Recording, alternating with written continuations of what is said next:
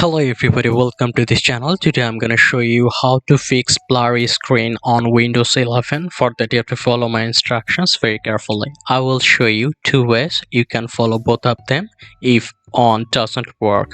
So the first thing you need to do is you have to go to the search bar and you have to search for advanced setting. So if you type advanced, you can see view advanced settings here. Tap on it.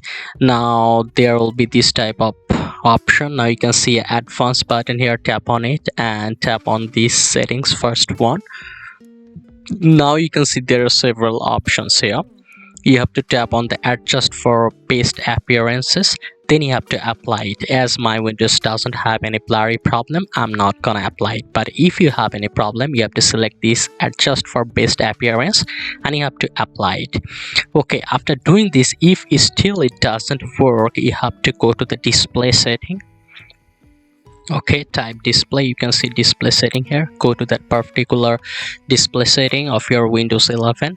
Now you can see display orientation and display resolution. Tap on display resolution. Okay, now make sure it is in the highest portion. If it is not, you can change it and you have to reback it into the recommended one.